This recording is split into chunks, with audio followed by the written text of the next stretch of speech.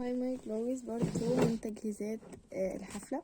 الساعة دلوقتي 4:41. أنا وأنا المفروض أشيله الساعة 5:30. فلسه شوية. عايزة أقولكم إن أنا طلعت الحاجات، بجد تعبت فيها جدا، الحاجات بتاعة التجهيزات. عملت ماسكات كتيرة جدا لبشرتي، عملت الفحم، عملت القهوة، عملت الكركم، عملت حاجات كتيرة جدا. حبيت بس اجي اقولكم ان انا هستخدم في الشاور وانا داخله، استخدم الشامبو بتاعي اللي هو الكوري ده عادي، والغسول اللي هو بالساليسيليك اسيد برضو عادي، والغسول التاني برضو. وهستخدم السكرابات بقى اللي استخدمتها على وشي هستخدمها على جسمي وبس. وهستخدم لما اطلع بقى اللي هو البادي باتر ده، والتاني التشيز كيك اللي انتوا عارفينه. انا كنت موريهولكم فيديو قبل كده، هوريهولكم تاني برضو اهو. جماعه انا وريتلكم امبارح، هو بجد لما بتستمروا عليه اسبوع بيبقى ده درجه بشرتكم يعني. استنى، انا تقريبا وريتكم الفرق امبارح، بس هوريكم تاني وتالت ورابع. انا عايزه اقولكم ان انا حرفيا هبقى حته تشيز كيك بعد ما اطلع من الشاور، لان انا كمان هاخد شاور. شايفين بقى؟ هاخد شاور بشاور جل بالتشيز كيك. انا عايزه اقولكم ان انا بفرش منه كل يوم، ولحد دلوقتي مش باين عليه ان هو حد اخد منه اصلا. فانا مش فاهمه ايه سر ان هو ثابت ولا بتهز.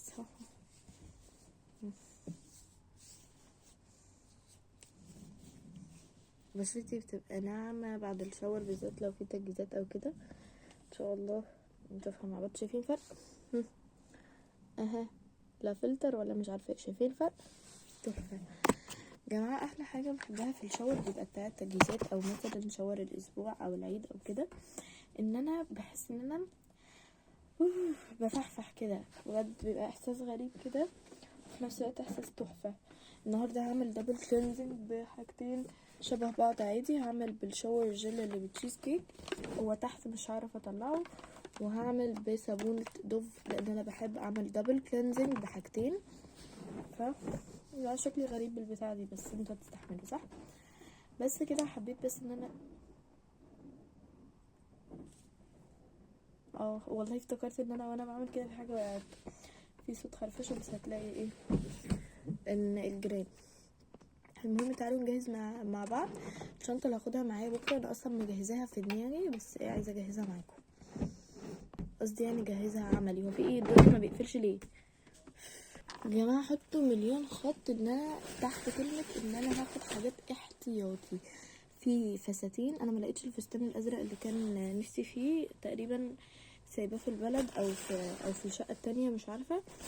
المهم يعني هجهز معاكم الشنطه اللي هاخدها معايا، وهقول لكم انا هاخد ايه بالظبط، لان بكره طبعا في حاجات كتير قوي هبقى محتاجاها ان هي تبقى معايا. فطبعا هاخد حاجات كتير قوي احتياطي، فساتين احتياطي، حاجات كتير احتياطي عشان تحت الاحتياط.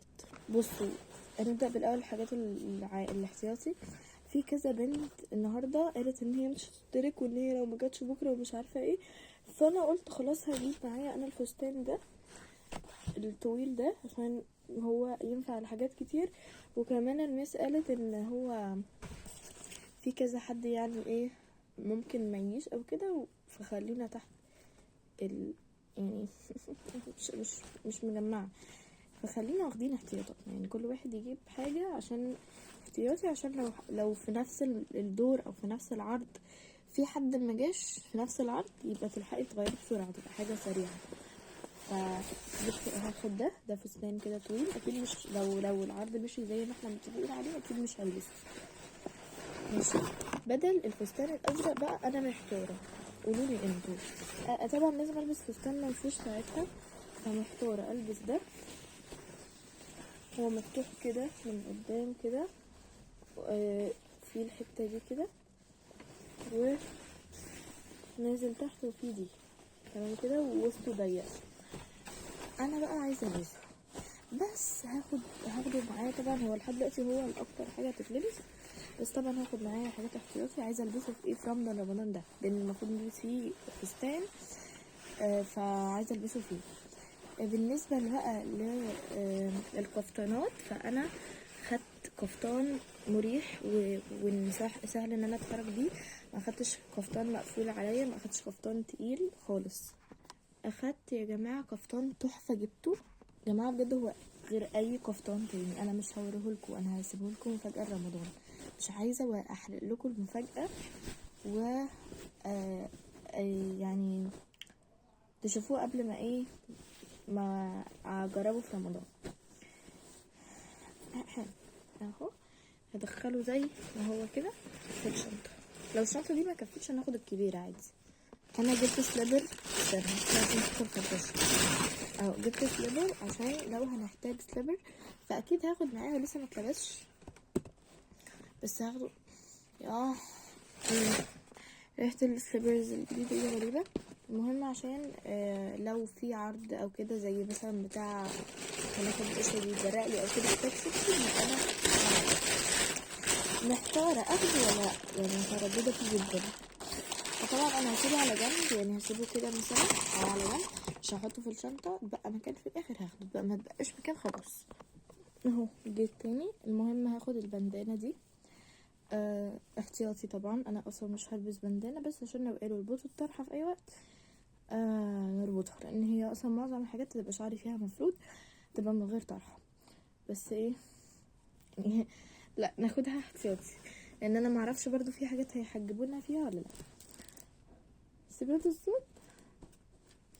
المهم هاخد الطرحه دي كده كده اساسي على ده على ده، فدي كده كده ما فيهاش يعني اختيارات. على فكره البندانه طلعت مهمه، لان احنا بنصلي في اصلا praying time، يعني وقت معين للصلاه مكتوب في الكريكلم، فكده كده هنصلي، فاكيد هحتاج بندانه. والله انا مطبقاه عشان انا حاولت كتير. هاخد طرحه تانية مش عايزه اقول احتياطي تاني، بس والله احتياطي. اقول لكم ليه، لان الطرحه دي لونها اورنج، وفيها حاجات ما يليقش عليها الطرحه الاورنج، فخدت دي اصلا اللي هو الكفتان ده مع طرحته، فعشان كده اصلا ما كنتش يعني عايزه اخد طرح كتير، بس عشان احتياطي بقى يا جماعه. انتوا عرفتوا خلاص ان الاحتياطي في حاجات كتير احتياطي. اهم حاجه اللي هلبسها في هو لا هي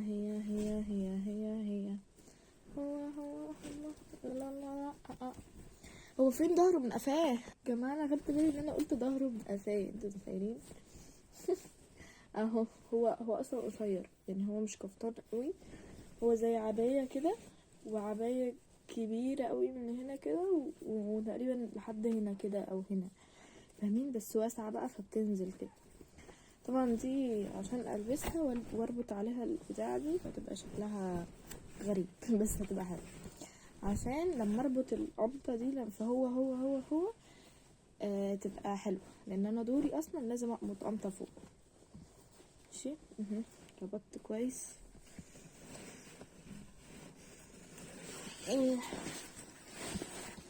دخل دي هنا، نرجع كده كده كده. اول سوستة خلصت. اللي بعده عامة الساعة 4:53، جايلكوا بحاجات كتير المرة دي. واخدة دي عشان هلبسها في حاجة بتخبط والله، عشان هلبسها في هو مش هقولكوا دوري انهي واحدة، عشان انتوا اكيد عرفتوا بالبتاع الشخللة دي هعمل شخللة كده يعني. دي بقى فيها اي ميك اب انا ممكن احتاجه، اي حاجه هحتاج اعدل بيها وشي، لان انا حرفيا يعني هحط كميه ميك اب بكره، لان في ادوار لازم اغرق وشي ميك اب، وكمان في ادوار مش هحتاج فيها ميك اب غير لاب جلوس بس. واخده الشنطه اللي ممكن اي حاجه احتاجها الاقيها. وهاخد البانس دي لان انا احتاجها جدا، دي اكتر حاجه احتاجها، بس انا بعملها بس بدخلها كده عشان اخدها كلها. ودي قمطة تانية عشان لو القمطة الاولى ما نفعتش، هي منشي هي المفروض مش قمطة، بس هي لو انا في ربطة معينة اتعلمتها لو عملتها هتبقى القمطة اللي الميس قصدها عليها. تمام. ايه ده بقى؟ ايه ده؟ الجري بعد اذنكم يا جيران او فوق ايا يكن بطلوا، عايزه اسهو، بطلوا شويه واول ما يشتغل هنوقف. توكه كده كده هروح بيها، بس هتحطها دلوقتي، والنضاره كده كده هروح بيها، مش هحطها دلوقتي، هي كده كده هتفضل على المكتب. الاتنين سيرمز دول، واحد تقيل واحد خفيف لشعري، وده اهم حاجه يروح قبلي. ده هيرمس جماعه، بجد الروايح هناك بيبقى الناس بتاكل، خصوصا ان احنا كمان بكره هنطلب اوردر من بره للمدرسه يوصل، يعني مستأذنين ميس، ده يوم فان داي، ميس نورة طبعا مستأذنينها اللي هي المديره. المهم يعني فروايح تبقى فظيعه، فانا شعري هيتبهدل، فاكيد مش هروح من غير حاجه زي دي. لا ده ملوش لازمه، مش هاخده.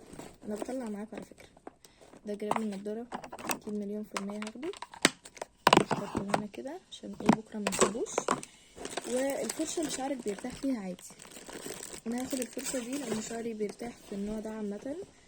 وايه تاني، انا اظن كده مفيش يعني مفيش حاجات تانية اخدها معايا اظن.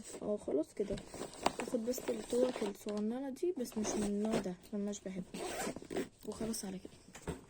قصدي خلاص من الشنطه دي، يعني خلاص نطلع من الشنطه دي، هشوف شنطه تانية اطلع منها، لسه حاجات كتير قوي. انا اخدت برفيوم بس صغير بتاع شانل، فهاخد ده كمان. بس كده كل ما افتكر حاجه اكيد هحطها. بس اكيد هحط الشرابات بس بكره بقى، لان هغير الشراب كذا مره. طبعا هاخد الشبشب عشان في، لا مش هاخد الشبشب، خلينا بالكوتشي خلاص. ايه تاني كده فاضل البسبوسه او القطايف. الميس قالت لي اللي تلاقيها دي، لان في الدور بتاعي انا همسك البسبوسه او القطايف يعني، فمحتاجه بسبوسه او قطايف. ايه تاني، خلاص كده اظن. ولو افتكرت حاجه تانية اجهزها معاكم. اروح عشان نسيت اعمل سكراب لشفايفي، وكمان نسيت اعمل السكراب اللي هو الدلكه لجسمي. هروح اعمل ده كله واجيلكوا بعد الشاور نلتقي. بعد حرفيا بعد ما اكون بلمع. عارفين كلمه بلمع دي صغيره جدا. عايزه اقول حاجه يا جماعه، انا مش من الناس اللي بتشجع انك تاخدي شاور بالصابونه خالص، بس انا بقول الشاور ممكن يبقى بالصابونه لو دبل كلينزنج، يعني لو صابونه وشاور جل وسكراب وحاجات كتير كده، لكن تعتمدي على دي بس.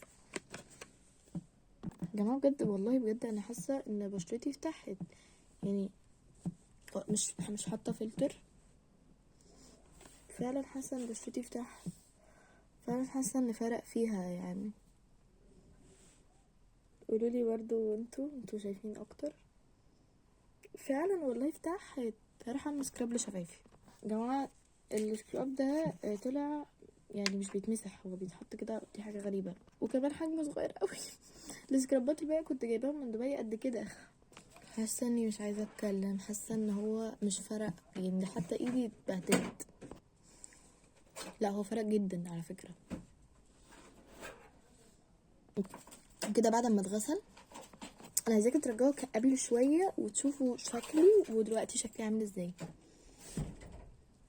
مفيش اي، وكمان ايدي هتبقى زي بشرتي كده لما ادخل اعمل سكراب.